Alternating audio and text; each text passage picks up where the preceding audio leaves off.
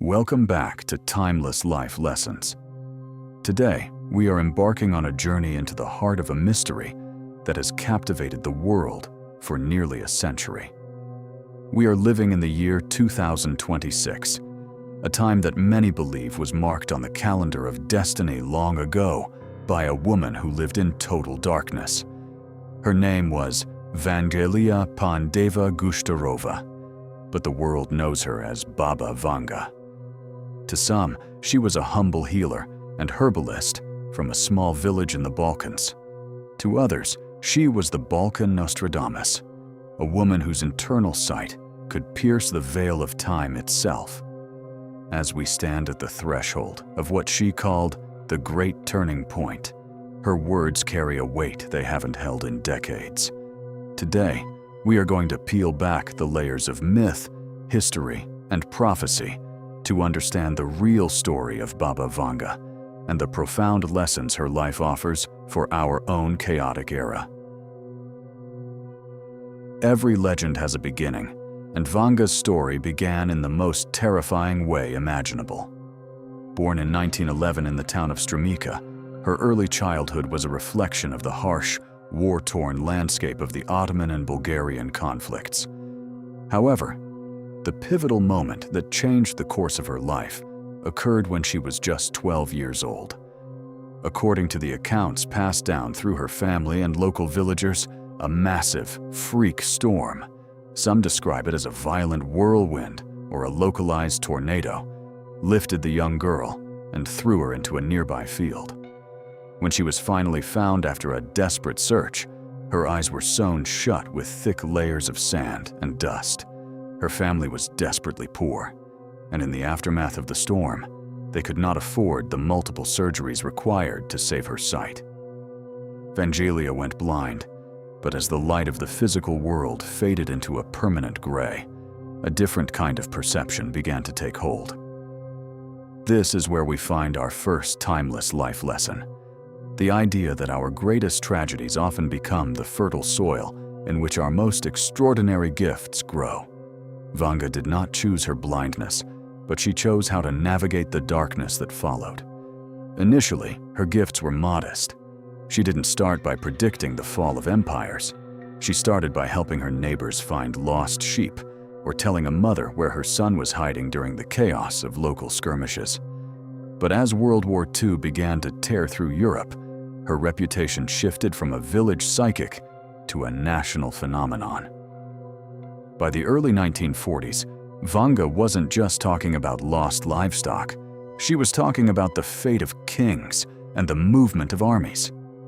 The most famous early verification of her power came from a secret visit by Tsar Boris III of Bulgaria. The story goes that Vanga told the Tsar to remember the date of August 28th and warned him of a black flag flying over his palace. On August 28th, 1943, the Tsar died unexpectedly after returning from a meeting with Hitler. This event marked the transition of her life from a local curiosity to a figure of national security. What many people often overlook in the Vanga narrative is that she was eventually nationalized by the Bulgarian government. During the height of the Cold War, the state recognized her immense influence over the public and even established the Institute of Suggestology to study her abilities. She was given a state-funded salary and a permanent home in the village of Rupita. For years, she was observed by scientists and researchers who claimed her predictions had an accuracy rate of over 80%. This creates a fascinating tension for us to consider.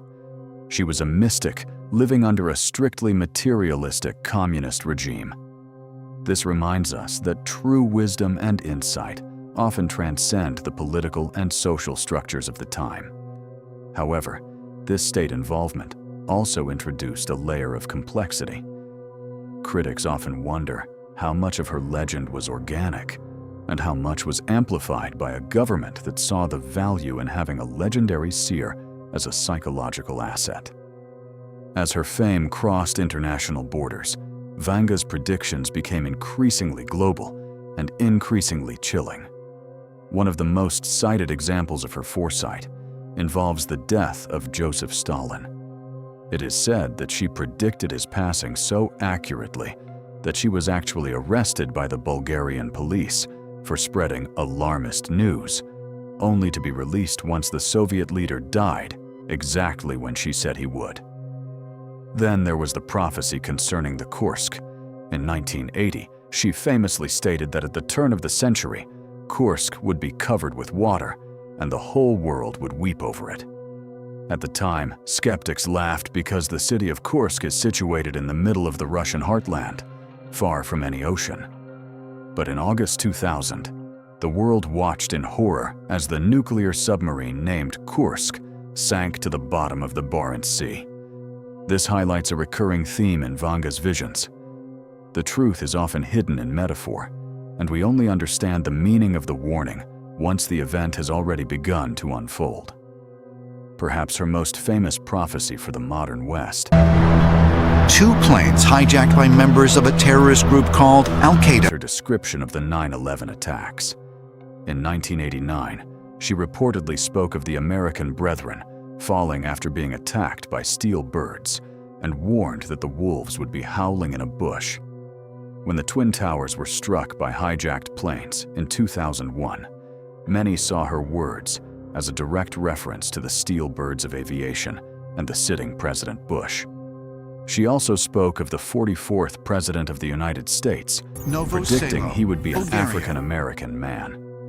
While this came true with the election of Barack Obama, she also added a more ominous footnote, suggesting that this presidency would coincide with a period of great internal fracturing for the nation. Whether we view these as literal predictions or as intuitive readings of the direction of history, they serve to remind us that the movements of the world are often more interconnected than we realize. This brings us to the moment we are living in right now, 2026. For decades, those who follow Vanga's work have pointed to this specific year as the great turning point. In her visions, she didn't describe 2026 as the end of the world, but as an era of irreversible change where the old ways of living and governing would finally break under their own weight. She hinted at a massive geopolitical shift, particularly in Eastern Europe, that would force every nation on Earth to choose a side.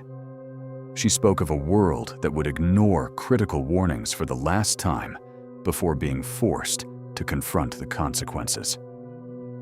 In our current landscape of shifting alliances and regional conflicts, these words feel less like ancient prophecy and more like a modern analysis of our reality.